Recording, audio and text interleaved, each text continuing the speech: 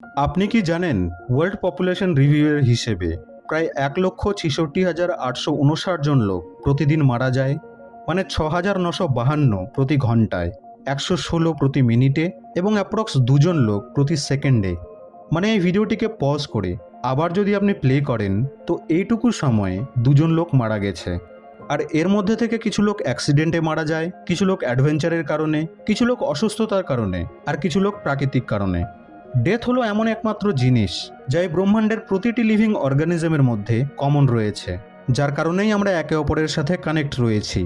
কারণ এই মৃত্যু দেখে না যে আপনি কে হন, আপনার জাতি কি, আপনার গায়ের রং কেমন, বা আপনার কাছে কত টাকা আছে। এই ব্রহ্মাণ্ডের ক্ষুদ্র থেকে ক্ষুদ্রতর এবং বৃহৎ থেকে বৃহত্তর জিনিসও মৃত্যুকে ফাঁকি দিতে পারে না। আর জানেন, এই জিনিসটি বেশ ইন্টারেস্টিং। কেন? কারণ লজিক্যালি তো আমরা সবাই এই কথাটিকে খুব ভালোভাবে জানি যে একদিন তো সবাই মারা যাবে। কিন্তু আপনাদের মধ্যে থেকে এমন কতজন আছেন যারা একদম সিরিয়াস হয়ে একা বসে এটি ভেবেছেন যে আমার যে শ্রাদ্ধ হবে তো সেটি কেমন হবে, সেই সময় লোকেরা আমার ব্যাপারে কি বলবে, আর কতজনই বা এমন হবে যারা সত্যি আমার যাওয়ার পর দুঃখী হবে। এবার এটি শুনতে হয়তো একটু অদ্ভুত মনে হচ্ছে, তাই না? কিন্তু আপনি নিজেই একবার ভেবে দেখুন যে আজ থেকে প্রায় 100 বা 120 বছর পর আজকের এই দুনিয়ার কোনো লোকই তখন এই পৃথিবীতে বেঁচে থাকবে না।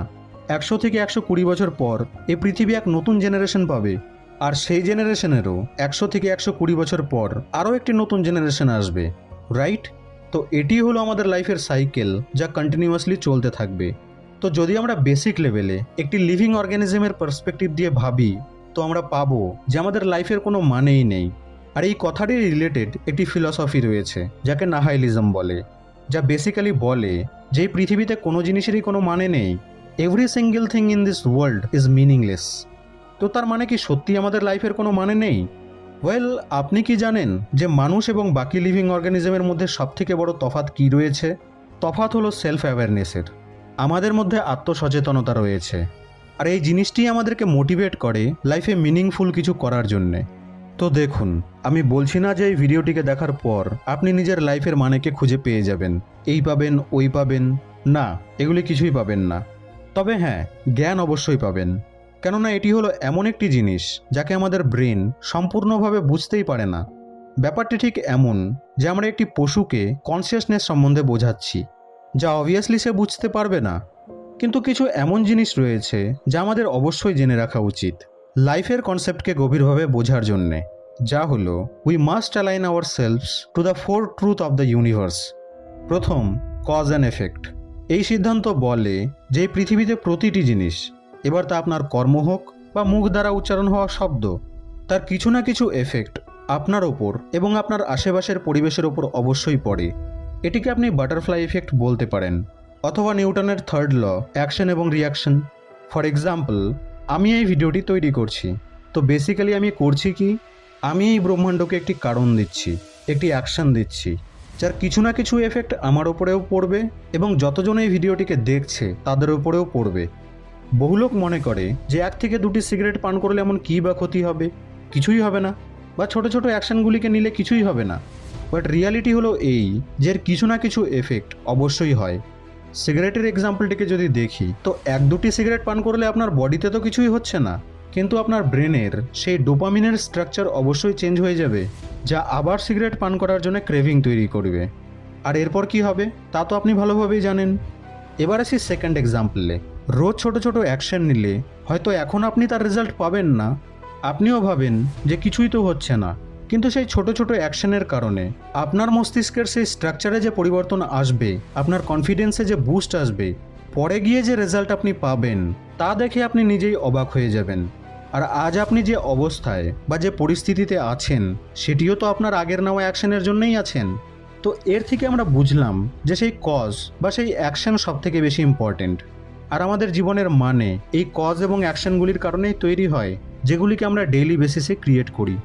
যেমন আপনার কজেস হবে, যেমন আপনার অ্যাকশনস হবে, তেমনই এফেক্ট এবং তেমনই রেজাল্ট আপনি পাবেন। আর এটি জরুরি নয় যে আপনি যে অ্যাকশনটি নিচ্ছেন সেটিকে অনেক বড় হতে হবে, না, একটি ক্ষুদ্র অ্যাকশনও অনেক বড় এফেক্ট তৈরি করতে পারে। এই ব্যাপারটিকে আরও ভালোভাবে বুঝতে চাইলে আপনি প্রহেলিকার বাটারফ্লাই এফেক্ট এবং ল অফ কর্মা ভিডিও দুটিকে দেখতে পারেন, লিঙ্ক আপনি ডেসক্রিপশন বক্সে পেয়ে যাবেন। দ্বিতীয়, দ্য ল অফ ইমপারমানেন্স। এই ল বলে যে পৃথিবীর প্রতিটি সিঙ্গেল জিনিস টেম্পোরারি। আমাদের বডি, আমাদের মাইন্ড, আমাদের রিলেশনশিপস, ইভেন আপনি যে ভিডিওটি দেখছেন সেটিও, আমাদের সাকসেস, আমাদের ফেলিয়ার্স, সব কিছুই টেম্পোরারি, কোনো কিছুই পার্মানেন্ট নয়।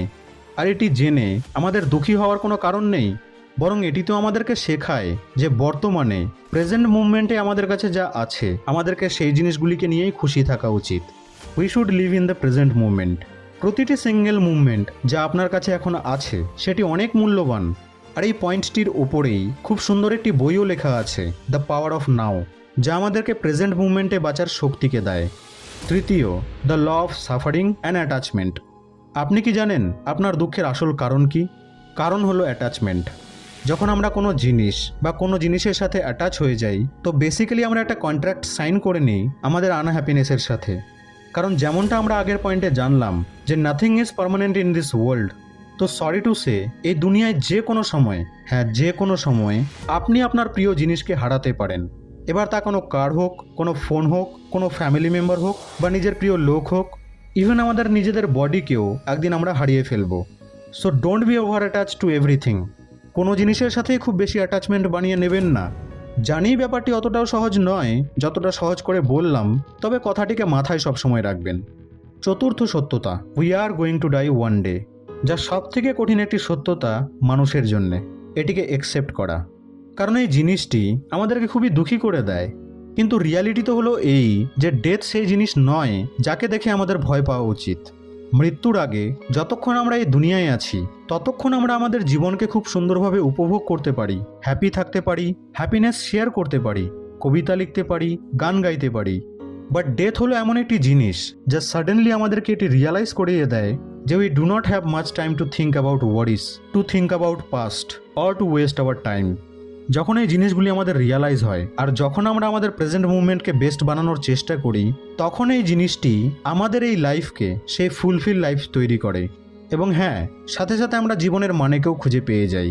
এবং সবথেকে ইম্পর্টেন্ট, ডেথই হলো সেই জিনিস যা আপনাকে, আমাকে এবং এই সম্পূর্ণ দুনিয়াকে কানেক্ট করে এবং আমাদেরকে এটি রিয়ালাইজ করায় যে আমি এবং এই পৃথিবীর 8 বিলিয়ন লোক সকলেই কানেক্টেড টু ইচ আদার। তো এই 4টি ইউনিভার্সাল ট্রুথকে জানার পর আমরা কি শিখলাম আপনিই বলুন কমেন্ট বক্সে। আর যদি আমি বলি একদম সহজ ভাষায়, তো আমরা নিজের জীবনের মানেকে খুঁজি না, বরং ক্রিয়েট করি। আপনাদের সঙ্গে আবার দেখা হবে নেক্সট ভিডিওতে।